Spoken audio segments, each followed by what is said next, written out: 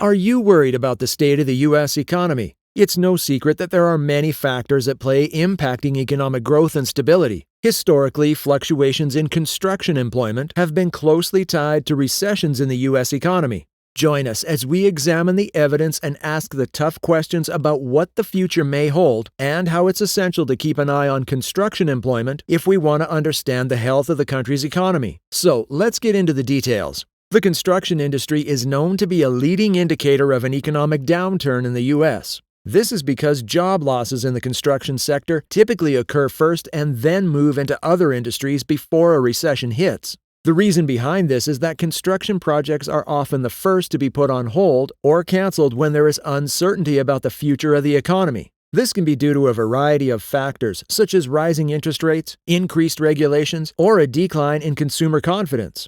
As construction projects are put on hold or canceled, the demand for construction workers decreases, leading to job losses in the sector. This then has a ripple effect on other industries, such as manufacturing, transportation, and retail, as construction projects provide a significant amount of business for these sectors. As a result, these industries may also experience job losses as demand for their products or services decreases as well. As of today, inflation is through the roof, interest rates are all-time highs, and banks are collapsing. Some industries are laying off huge numbers of employees, especially in the tech industry. And only in 2023, more than 121,000 tech employees have lost their jobs. But this isn't the story in the construction industry, which should be the case if we look at the history of other recessions. Here's the overall comparison of residential construction versus non-residential construction through the years in the U.S. You can clearly see here how each recession has come with huge declines in the employment number in the construction industry.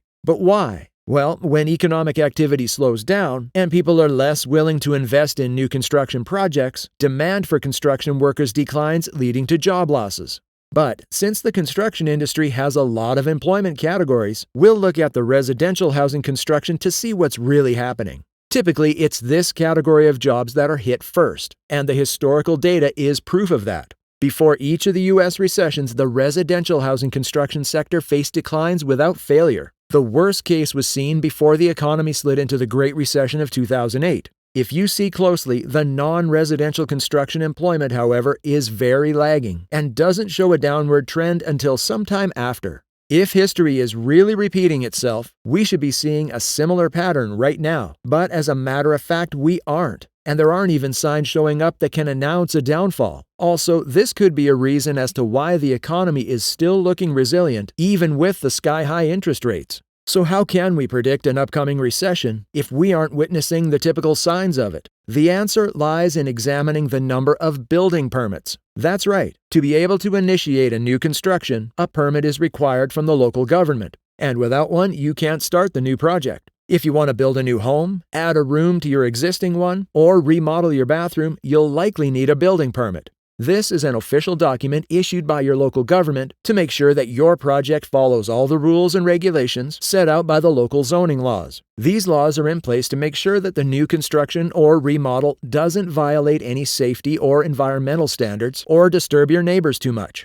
If you go ahead with a new construction without a permit, it can cause significant penalties. But building permits aren't just for your peace of mind, they're also an important indicator of the strength of the U.S. economy. When there are a lot of new construction projects being approved and built, it suggests that the economy is doing well and people are feeling confident enough to invest in property. On the other hand, if there's a decline in the number of building permits issued, it could signal a slowdown in the economy. Therefore, the number of building permits issued is a reliable indicator of an upcoming major decline in the number of housing units under construction. It's been apparent throughout history. If the permits are declining, it's only natural that the new constructions will decline as well, taking down the employment number with it almost at the same time. Looking at this data, where we see comparison between the number of permits issued and new units under construction, the story is different. Right now, the number of permits has sharply declined by 29%, whereas the number of units under construction is still up. Usually, when permits decline, there are mass layoffs and job losses in the construction industry.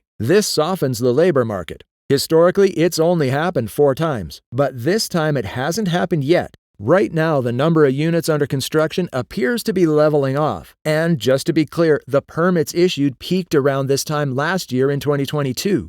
That's a year after the peak. If history is to repeat itself, it should have happened in October last year, but that didn't happen. It's taken a year for the number of units under construction to start leveling off. So the question is, why has it taken so long? The answer can be the supply chain issues and disruptions triggered by the pandemic and an increase in multifamily apartment construction as compared to single-family homes, which are bigger projects and take longer to complete. The pandemic in particular caused major construction holds, and the supply of raw materials such as lumber and steel became scarce due to disrupted transportation and manufacturing processes.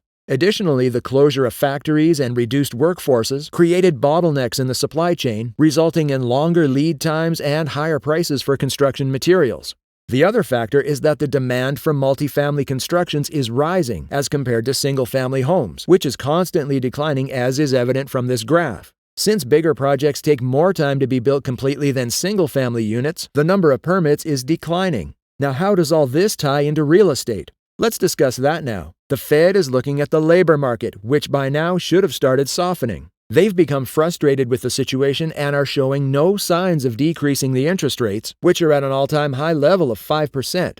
They'll keep on increasing the rates until they see a visible decline in the employment rate, because they can't really control the job market. So what they're doing is they're tightening the situation so much by hammering the thing that they have control over, the interest rate. And since the interest rate directly impacts the building permits, higher rates can lead to a decrease in the number of building permits issued because it becomes more expensive for developers to borrow money to finance their projects. As a result, construction projects may be put on hold or canceled altogether, leading to a slowdown in the construction industry. The Fed is going to keep pushing building permits lower without waiting for the longer than usual lag between permits and construction numbers. And this risks the dropping of building permits by 30 to 40%.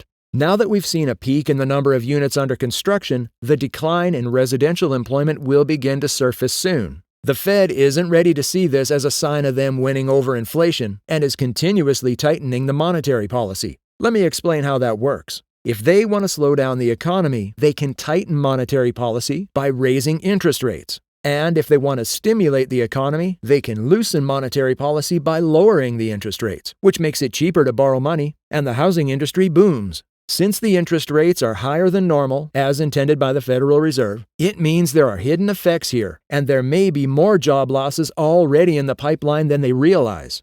Right now, employment in residential building construction is still adding a few thousand jobs after dipping last during the pandemic. But the leveling of under-construction houses has started after the building permits dried up a year ago, and as soon as the number of jobs in the construction sector start to go down, there will definitely be serious times waiting for us all. And by serious, I mean an economic downturn giving rise to a recession.